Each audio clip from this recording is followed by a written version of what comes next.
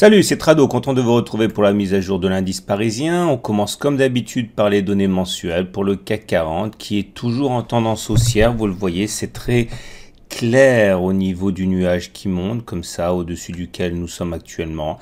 Nous sommes en train de préserver la moyenne mobile à 20 mois qui a été sollicitée quasiment 5 fois dans l'espace de... depuis mars 2018.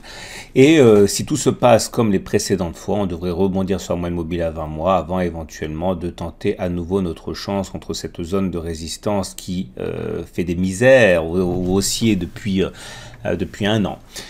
Pour l'instant, donc, aucune raison d'être pessimiste, même s'il n'y a pas non plus de raison d'être optimiste tant qu'on sera cassé dans notre élan par notre résistance ici en rouge. On regarde les données hebdomadaires.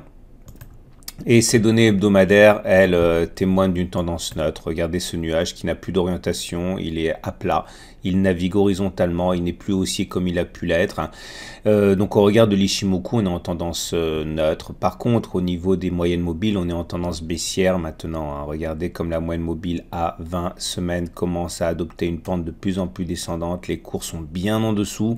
Alors, c'est pas la première fois que ça se produit, qu'on a un accès de faiblesse, mais là, il semble quand même que ce soit parti pour durer.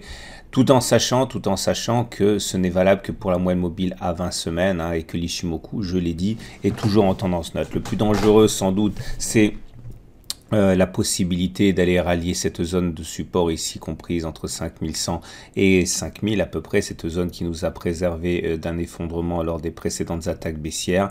Aller chercher cette zone serait complètement envisageable sans pour autant permettre de conclure à une tendance baissière si on allait la chercher, puisqu'encore une fois, cette zone nous a empêché de descendre chaque fois qu'elle a été sollicitée.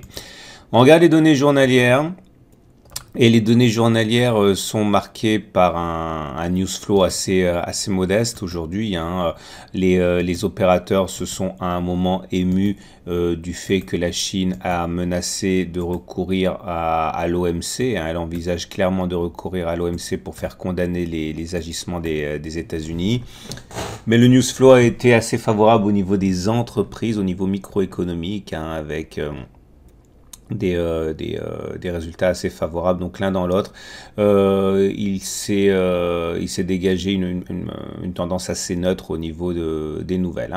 Par contre, au niveau graphique, c'est différent. Alors, reprenons depuis le début notre graphe. On est en données journalières. Chaque bougie correspond à une journée de cotation. Vous voyez comme cette zone orange est défendue bec et ongle par les haussiers. Ça fait 1, 2, 3, 4 fois que l'on essaye de casser la zone le bas du support orange, 4 fois que les haussiers l'emportent, 4 fois donc que les baissiers sont obligés de patienter. Je vous rappelle que chaque fois qu'on est venu chercher cette zone orange, on a rebondi pour aller tester la zone rose. Donc pour l'instant, on peut tout à fait envisager que tant que l'on ne casse pas, et que, on va dire, tant qu'on ne passe pas en dessous de 5228 qui était le dernier accès de faiblesse, on pourra tout à fait envisager d'aller chercher la zone rose. Ça, c'est purement graphique. Regardez également le canal vert. Ce canal vert, hypothétique pour l'instant, est envisageable à partir du moment où on clôturerait en dessous des 5243. Je vous rappelle que selon la théorie des triangles, on avait un triangle ici, et il a été cassé. Ça renvoyait à un premier objectif qui était le point bas du triangle, ici 5247. Pour l'instant, c'est préservé. Si on casse ce niveau, on irait chercher donc le bas du canal vert ici. Tout ça, ça figure dans le module de formation sur les triangles que vous devriez peut-être consulter parce qu'il est le triangle est une des figures les plus communes. Regardez également pour terminer les Fibonacci. C'est toujours bien d'avoir des Fibonacci. Dès qu'on a un bas qui est fait, on peut mettre des Fibonacci. Comme vous pouvez le voir, on est en train de buter sur les 23,6% de Fibonacci. Si on arrive à passer 23,6% de Fibonacci, pourquoi pas ne pas envisager d'aller chercher le niveau suivant? C'est ce qui se passe généralement, les 38,2% de Fibonacci à 5332. Alors, on va maintenant regarder la forme du chandelier japonais. Cette forme de chandelier est très particulière. Ça s'appelle un doji en libellule. C'est très poétique. Doji parce que le niveau d'ouverture et de clôture sont identiques. C'est pour ça qu'il n'y a pas de corps. C'est juste un trait comme ça. et en libellule parce que il n'y a rien en haut et une longue mèche en bas, et c'est plutôt haussier, hein, ça veut dire qu'on rachète les plus bas et on termine en fait, hein, quasiment sur les plus hauts du jour. Et la raison de ce rebond, elle est double. Hein. Un, bah, on l'a vu, hein, c'est parce que nous sommes sur un support important. Deux, c'est à chercher du côté de l'analyse technique qu'on va voir maintenant. Et voilà ce que l'analyse technique nous enseigne. On l'a vu, on l'a dit, on l'a répété, mais je le dis encore une fois parce qu'il y a tous les jours des nouveaux qui nous rejoignent. On a été sorti des bandes de Bollinger, ici le 5 et ici le 6. Et on a réintégré les bandes de Bollinger le 7. Normalement, quand on réintègre les bandes de Bollinger après en être sorti, on va chercher la moyenne mobile à cette période. Il est clair que c'est ça que beaucoup de traders jouent pour une raison ou une autre. Alors regardez ici, c'est valable aussi. On sort des bandes de Bollinger, on réintègre, on va chercher la M7. On sort, on va chercher la M7. On sort, on va chercher la M7. Et là, a priori, on va chercher la M7. Maintenant, vous remarquerez également que ça manque un petit peu de foi, hein, parce que là, pour l'instant, c'est sûr que si on va chercher la M7, la statistique aura fonctionné, mais c'est surtout la M7 qui fond à grande vitesse, hein, sur les cours, plutôt que les cours qui montent vers la M7, comme on a pu le voir, par exemple, ici ou là.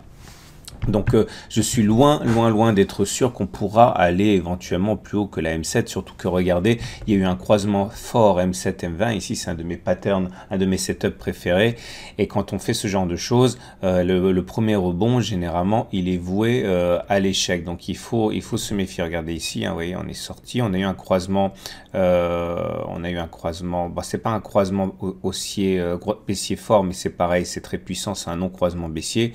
On est descendu, on est remonté, puis pouf, on a fait une deuxième attaque qui allait encore plus bas. Hein. Donc il faut se méfier de ce qui se passe actuellement. Je ne suis absolument pas serein par rapport à la hausse, au rebond en cours. Hein. On regardera également les indicateurs techniques classiques. Et on n'a pas de signal haussier pour l'instant. Le MACD est en dessous de son signal, le CCI en dessous de -100. Ça, ce sont mes indicateurs les plus, on va dire, les plus nerveux. Ceux qui sont un petit peu plus lents ne donnent pas non plus de signal haussier. Hein. RSI en dessous de 50, MACD sous son signal, momentum en dessous de 0. Donc voilà, ça a tout du rebond technique. Pour l'instant, on verra lorsqu'on aura des signaux un peu plus patents. De toute manière, si vous visez la résistance rose, vous avez le temps avant de rentrer en termes de ratio gain-risque. Hein, y a beaucoup plus à gagner qu'à perdre. Mais bon, pour l'instant, moi, je considère qu'on n'en a pas pour notre argent pour un rebond hein, de belles factures. On regarde maintenant, et pour terminer, l'Ichimoku. Et l'Ichimoku nous enseigne que la tendance est toujours neutre. Hein. Regardez ce nuage hein, qui refuse définitivement de prendre une orientation. Il a commencé à baisser hier, mais il se remet à plat maintenant. C'est assez compliqué, hein, puisque bon, on peut envisager que le nuage descende violemment et se mette en tendance baissière, mais ça correspondra à mon avis au moment où on cassera la zone orange. Tant que la zone orange tient, il n'y a pas de danger à craindre. Hein. Il faut vraiment préserver cette zone orange, et tant que c'est le cas, ça va. Voilà ce qu'on pouvait dire. On regarde rapidement les données horaires, et ces données horaires également font état eh bien de... Alors voilà, bon, la tendance est baissière en données horaires, ça je l'ai déjà dit. Voilà ce que moi j'aurai sur mes tablettes demain. Tant qu'on n'arrive pas à passer 5304 et même toute cette zone de résistance à 5286, un accès de faiblesse pour moi est envisageable jusqu'à 5270. Si on casse les 5267, pour moi c'est direction 5245. Voilà, je vous souhaite une très bonne journée. Je vous dis à demain pour la mise à jour.